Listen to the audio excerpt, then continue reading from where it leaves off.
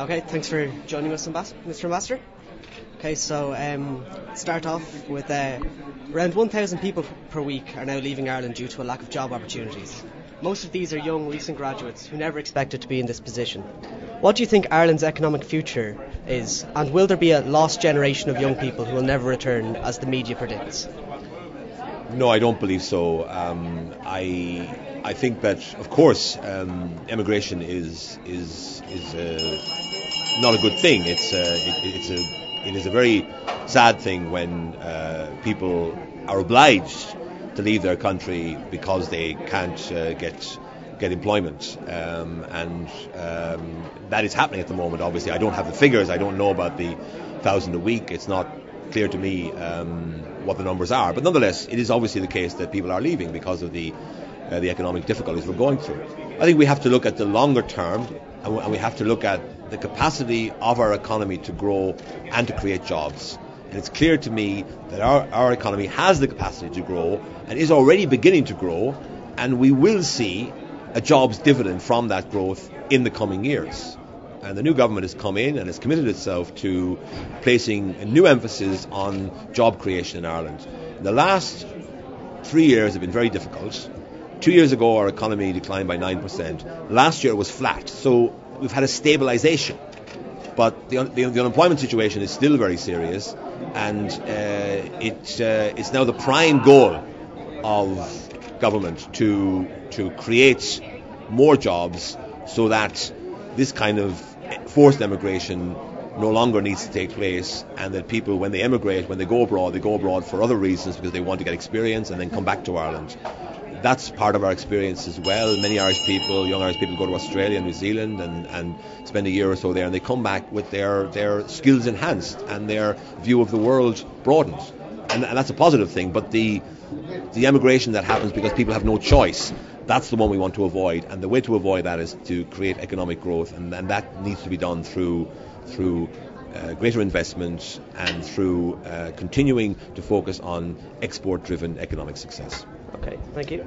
And given the current economic climate in Ireland, just to continue on that, and the effect of the banking collapse that it's had on Ireland's international reputation and image, and Ireland's previous image as an economic success, which is popular for tourism and tourists and corporations alike, what direction do you see Ireland's nation brand taking in the future? Well, I think that the brand has to capture the assets of our traditional image, which is of a country that's it's got a friendly people, well-educated, good storytellers, economically innovative, creative people who've come through difficulties many times in the past and have overcome those difficulties and have a history of struggle and successful achievement following periods of difficulty. And I think we've got to continue to project Ireland as a friendly country with people who have good skills, who are creative people, and that is the kind of formula that will work for the future. So I think smart, innovative economy, people by friendly, well-educated people who have a capacity to be creative and innovative. Okay, thank you. And Ireland has experienced a huge decrease in international investment since the banking collapse again. And multinational corporations which previously invested in Ireland are now outsourcing jobs further afield. There have been attempts by the EU to raise the corporation tax, which is among a key incentive for international investment. What steps do you think Ireland needs to take once again to become competitive? Well, of course, it's not the case that Ireland has lost a lot of investment in recent years. I've seen figures, and you saw them today at the conference, which global figures which say that Ireland is the second most attractive location for foreign direct investment in the world after Singapore. So it's simply not the case that we are losing investment. But of course we need more investment because we have a lot of unemployed people we need to find jobs for, and that requires us to bring in even more investment. We have been successful, and last year was the most successful year for Irish inward investment since 2003. So there was a dip in 2008, 2009, but last year saw a very significant recovery in jobs. We haven't lost any significant numbers of jobs. There have been job losses, but they've been counterbalanced by gains in other areas. The corporation tax is an important part of the Irish brand, and there's a political consensus in Ireland that the corporation tax is a fundamental plank of our economic policy, and I don't see that changing any time now or in the future. Thank you. And tourism in Ireland has seen a slight decrease, particularly from the UK, which has always been the most common market where tourists come from. What measures do you think need to be taken to maintain this link and to keep Ireland competitive in the tourist market? Well, I mean, obviously costs have come down in Ireland. Ireland has become more competitive in the last few years. Salaries have gone down, rents have gone down, lots of things have gone down. I've been in Ireland, whenever I go there now for a visit from Germany, I'm impressed by the fact that hotel accommodation is very good value now in Ireland, and much better value than it is in Germany or in most other European countries. So adjustments have been made.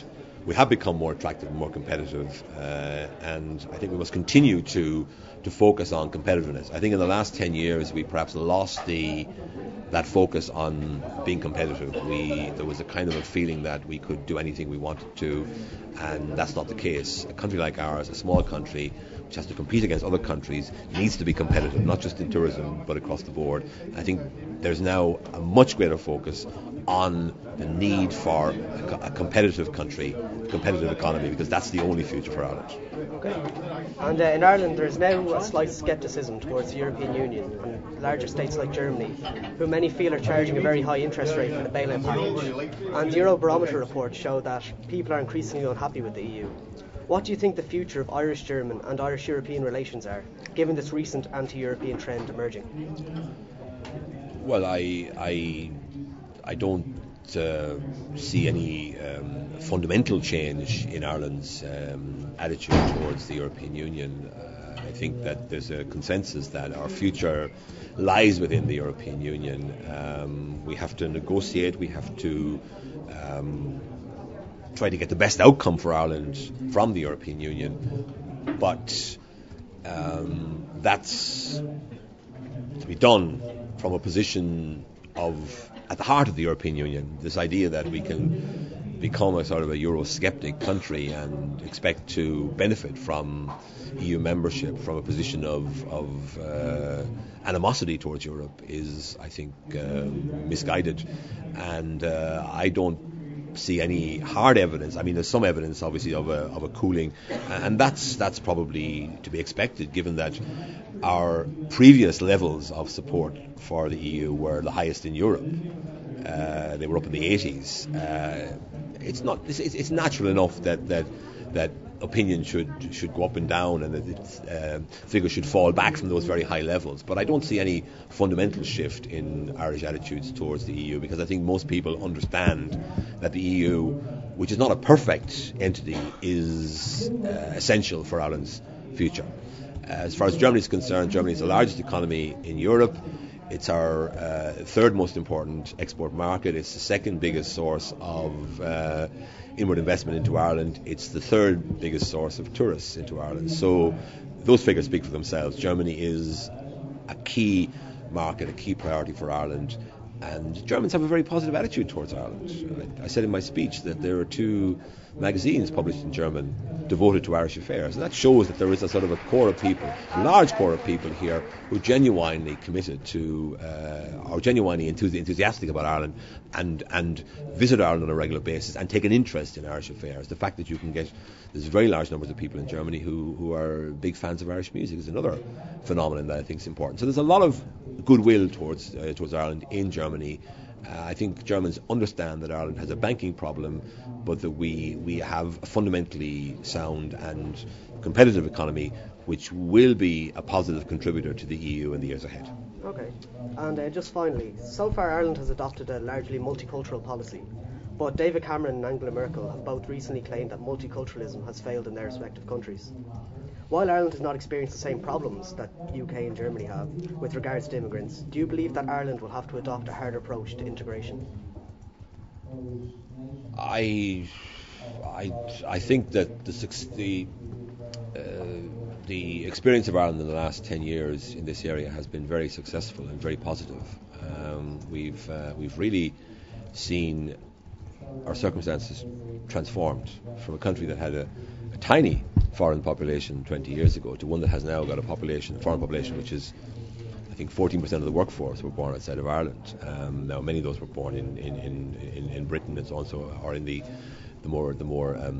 older member states of the European Union. But very significant numbers have come in from Poland, Lithuania, Latvia, Estonia, and so forth.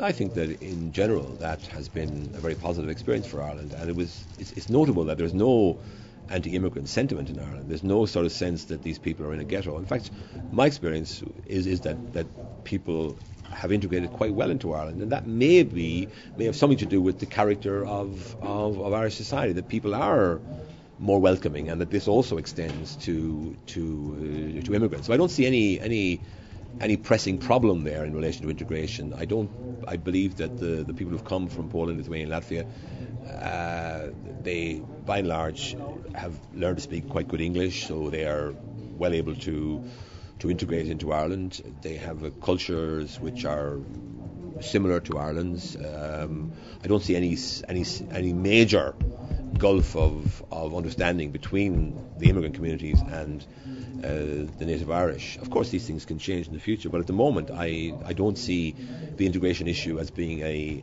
particularly central one in the Irish political debate. I think our political debate at the moment has to do with sorting out our economic problems, and I think that any integration problems that might arise will be easier to resolve with a strong and buoyant economy. Okay. All right. Well, thank you very much, Mr. Ambassador.